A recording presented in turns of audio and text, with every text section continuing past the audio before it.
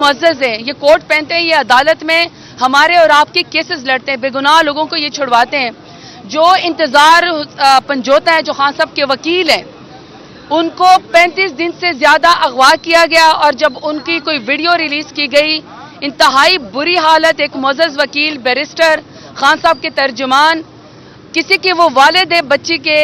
دیکھیں، ایک معزز شخص کو اس طرح ہاتھ پیر باندھ کے اس کو ویڈیو ریلیز کرنا انسانیت کی بھی تذلیل ہے. اور پوری دنیا ہمارے بارے میں کیا سوچتی ہوگی کہ ہم اپنے وکلاء حضرات کے ساتھ، ترجمانوں کے ساتھ، ورکر کے ساتھ اور خواتین کے ساتھ اسپیشلی کس قسم کا سلوک کرتے ہیں. سب سے پہلے میں انسانی حقوق کی پامالی کے بارے میں بات کرنا چاہتی ہوں کہ پی ڈی ایم کی حکومت نے ٹھیکہ لیا ہوا ہے کہ یہ عوام کو تکلیف دیتے ہیں، کارکنان کو، سیاسی جماعت کو، پی ٹی آئی کو تکلیف دیتے ہیں. وکلاء ان کی عزت کے اندر ہے، ججز ان کی عزت کے اندر ہے، خواتین ان کی عزت کے اندر ہے، کوئی ان سے محفوظ نہیں ہے. جہاں تک آپ نے پی آئی اے کی نجکاری کی بات کی، دیکھیں سیدھی سی بات ہے، یہ جو اس دفعہ کا بجٹ کا ویژن دیا گیا تھا پی ڈی ایم کی طرف سے، شہباز شریف نے کہا تھا، خود کہا تھا کہ یہ بجٹ آئی ایم ایف کا دیا ہوا ہے، آئی ایم ایف کی یہ ٹارگٹ پورے نہیں کر سکتے. انہوں نے گھر کا سامان بیچ کے چاہے اس میں پی آئی اے تھی، چاہے پاکستان کے جتنے بھی ایسٹس تھے، اس کو بیچ کے انہوں نے کہا سرمایہ کاری لے کر آنی ہے. اب چاہیے پی آئی اے کو بیچیں یا اسٹیل مل کو بیچیں، سرمایہ کاری اس لیے نہیں آئے گی کہ دبئی کے اندر، لندن کے اندر، انہی پاناما کیسز کے اندر انہی تمام 2-3 خاندانوں کی جائیدادیں جو ملک کے اندر لوٹ گھسوٹ کر کے باہر دبئی لیکس میں بھی انہی کی جائیدادیں نکلتے ہیں. تو اپنی جائیدادیں ان کے ملک سے باہر ہے تو پاکستان میں کون سرمایہ کاری کرے گا؟ اور افسوس کی بات یہ ہے کہ الیکٹڈ نمائندوں کی مائیں، بہنیں، بیٹیاں اغوا کر کے ان کے پاس 1-1 ارب روپے ہیں. لوگوں کی ضمیر فروشی کے لیے 1 ارب روپے کہاں سے آتے ہیں؟ لیکن پی آئی اے کو خریدنے کے لیے کہتے ہیں کسی کے پاس پیسے نہیں ہیں، تاکہ پی آئی اے کو بھی یرغمال بنا کے، اور جو ان کا ویژن تھا بیچ کے، وہ آپ نے نواز شریف سے سن لیے گا، اس کے منہ سے نکل گیا ہے کہ اس کو بھی اپنی ذاتی ملکیت بنانا چاہتے ہیں. اس کو بھی ٹک ٹاک وزیر اعلیٰ ذاتی ملکیت بنانا چاہتی ہے، پی آئی اے کو بھی اپنی جیب میں رکھنا چاہتے ہیں. جی نواز شریف صاحب باہر چلے گئے ہیں، مریم صاحبہ بھی جا رہی ہیں باہر، کیا ان کو اپنی حکومت جاتی ہوئی نظر آ رہی ہے؟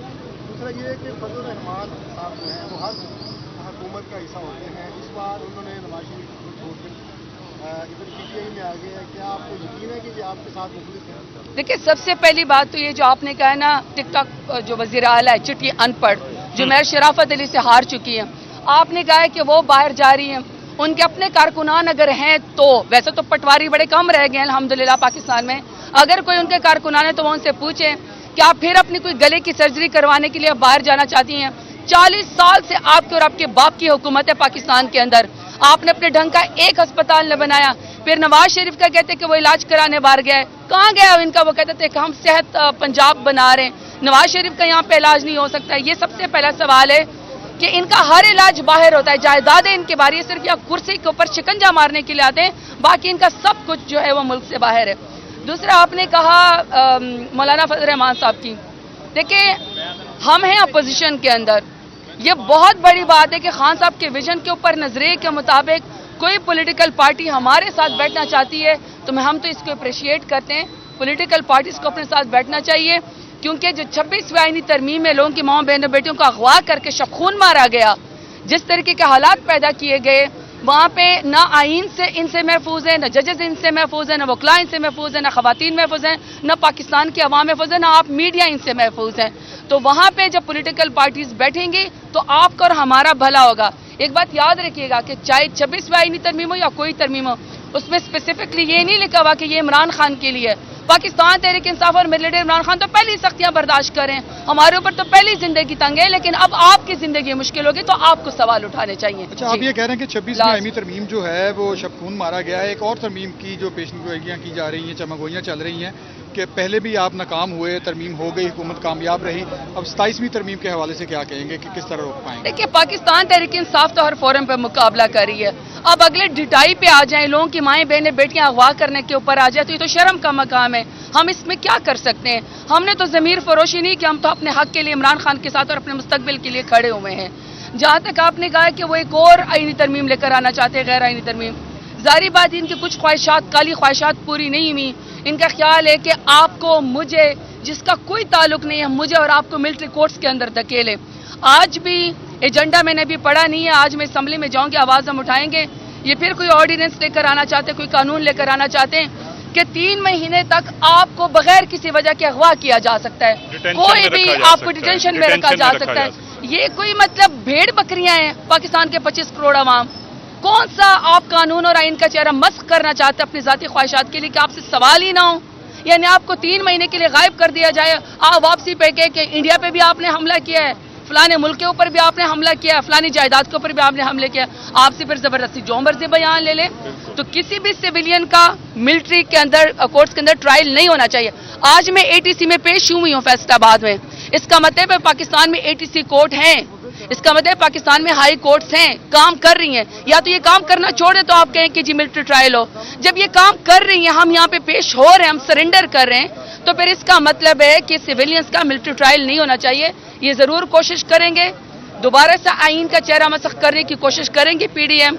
इनकी ख्वाहिश है कि ये कोई अपने नंबर पूरे करें, लेकिन हम हर तरीके से आपकी मीडिया के तवज्जुह से भी लोगों के शऊर के लासे हम अपनी जंग इनके सामने पुरअमन तरीके से लड़ेंगे और हम हर फोरम पे इसका आवाज उठाएंगे। लास्ट कॉल दी गई है अब पीटीआई की जानिब से एहतजाज की, क्या पीटीआई रहनुमा की आला क़यादत इसकी जो इसको लीड करेगी? क्योंकि गुज़िश्ता दिनों जिस तरह अली मीन गड्डापुर खैबर पख्तूनख्वा से जो काफिले लेके आते हैं वो मेन लीड वो करते हैं, लेकिन पीटीआई की आला क़यादत नजर नहीं आती। क्यों जो इस दफ़ा कॉल दी गई है, क्या पीटीआई रहनुमा उसको लीड करेंगे अपने कारकुनों को? क्योंकि कारकुन जो है काफी मायूस दिखाई दे रहे हैं एहतजाज के। अच्छा, बिल्कुल ये गलत तासुर फैलाने की कोशिश हो रही है कि कारकुन मायूस हैं या पार्टी में कोई आपस में रिफ्ट है। एक बात याद रखिएगा कि 8 फरवरी को पाकिस्तान तहरीक इंसाफ को 3 करोड़ से ज्यादा का वोट मिला है, जबर के बावजूद, जुल्म के बावजूद, अबडक्शन के बावजूद।